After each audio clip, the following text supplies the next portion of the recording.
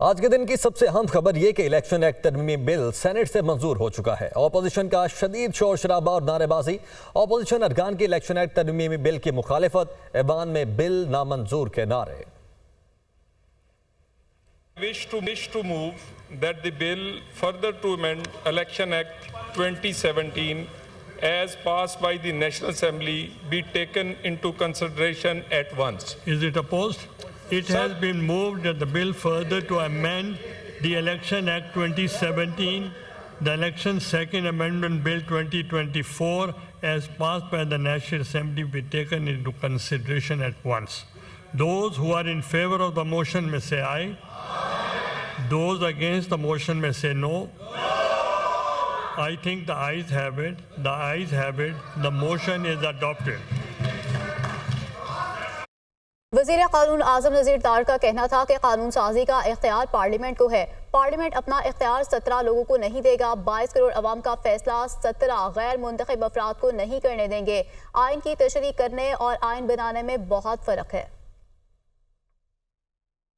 कानून साजी में बारहा कहता हूँ कि सिर्फ इस ऐवान का इख्तियार है, मुंतखब ऐवानों का इख्तियार है। हम ये इख्तियार 17 लोगों को नहीं देंगे। और ये बात उन्होंने अपने फैसलों में लिखी है कि 22 करोड़ लोगों की नुमाइंदा पार्लियामेंट जो कानून साजी करती है उसको 16 या 15 जजेस बैठ के, अनइलेक्टेड लोग बैठ के ख़त्म नहीं कर सकते। तशरीह की रूह जो है वो तशरीह ही रहनी चाहिए। आइन को इंटरप्रेट करने में और आइन को रीराइट करने में बहुत फ़र्क है। कानून में तरमीम करना, कोई एडिशन करना, डिलीशन करना, ये पार्लियामेंट का इख्तियार है, ये किसी और इदारे का इख्तियार नहीं है। और मैं आप सब से ये इस्तदा करूँगा कि अपना ये इख्तियार आप खुद मुख्तारी के साथ और आज़ादी के साथ एक्सरसाइज करें।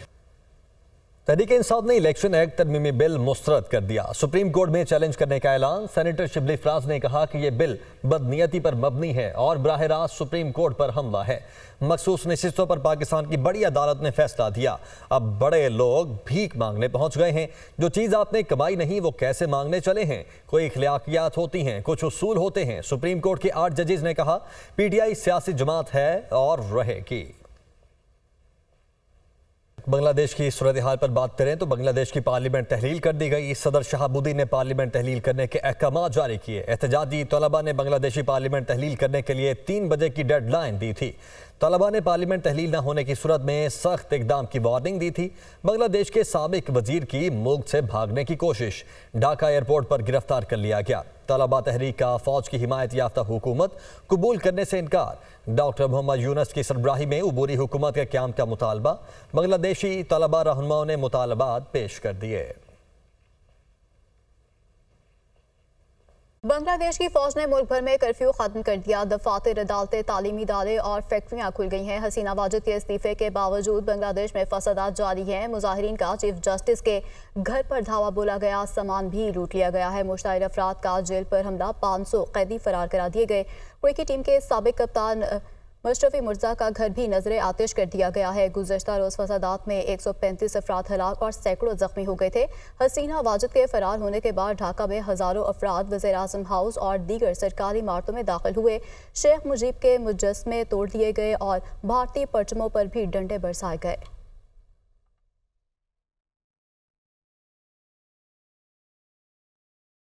बांग्लादेशी साबिक वज़ीर आज़म हसीना वाजिद मुल्क छोड़कर फरार हो गई हैं। अमेरिका ने सियासी पनाह की मुतलाशी हसीना वाजिद का वीज़ा भी मंसूख कर दिया गया है। भारतीय मीडिया की जानिब से ये दावा सामने आया है। हसीना वाजिद की बरतानिया में सियासी पनाह हासिल करने की ख्वाहिश भी दम तोड़ गई है। खबर एजेंसी की जानिब से मज़ीद ये भी बताया गया है कि इंसानी हकूक़ की खिलाफवर्जी पर अक़वाम मुत्तहिदा की तहक़ीक़ात का मुतालबा किया गया।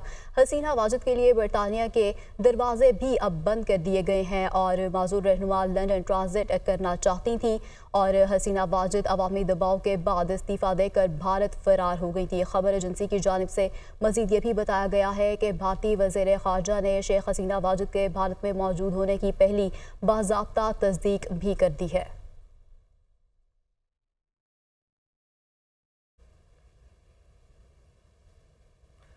बांग्लादेश की तर्ज के वाक़यात पूरी दुनिया में भी रिपोर्ट हो रहे हैं। साउथपोर्ट वाक़े के बाद से बरतानिया में एहतजाजी मुजाहिरों का सिलसिला जारी है।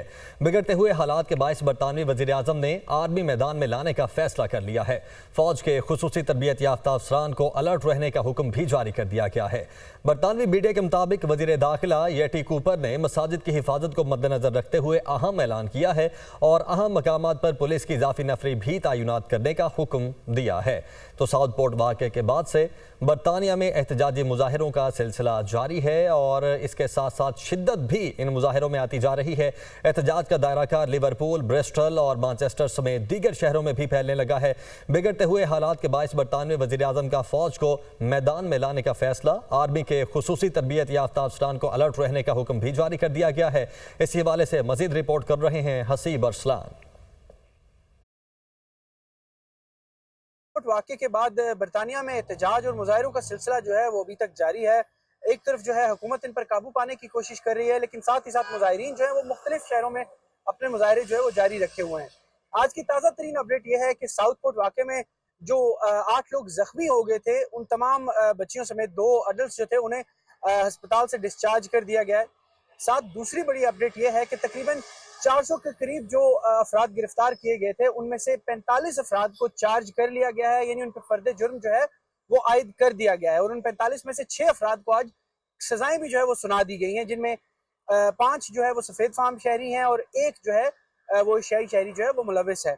उसके बाद हुकूमत ने साथ ही साथ फौज जो है उसको स्टैंड बाय पे रहने का जो है हुक्म दे दिया है, ताकि कोई भी नाखुशगवार वाक़या किसी भी जगह पे अगर पेश आता है तो उससे फौरी तौर पर निपटा जा सके। अमीर जमात इस्लामी हाफिज नईमुर रहमान धरने के शुरा से खिताब कर रहे हैं। देने की सियासत करेंगे, हम औरतों को तहफ़्फ़ुज़ देने, विरासत में हक देने और इनको इज्जत देने की सियासत करेंगे। हम पाकिस्तान के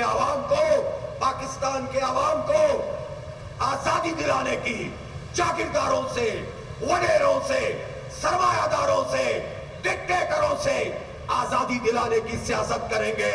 तुम्हें अच्छी नहीं लगती है सियासत, इसलिए कि तुमने सियासत को आलूदा कर दिया है, तुमने इसको गंदा कर दिया है। इसका सियासत का नाम करप्शन, धोखा, झूठ, बूट पॉलिश रख दिया है। तुम्हारी सियासत फॉर्म 47 की सियासत है, हमारी सियासत अवाम की सियासत है। इस सियासत को हम इबादत समझ के करते हैं और तुम हमसे हमारा ये हक नहीं छीन सकते। मानना पड़ेगा तुम्हें हमारा मुतालबा। बिजली की कीमत कम करनी पड़ेगी और IPPs को लगाम देनी पड़ेगी। हम वादे करना चाहते हैं कि IPPs में जितने पुराने मुआहदे खत्म हो चुके हैं उनको खैर बात कहा जाए, उनके प्लांट्स को हुकूमत अपनी कस्टडी में ले और उसको इस्तेमाल करे और इन प्लांट्स को इंडस्ट्रीज के करीब लगाया जाए ताकि उसके नतीजे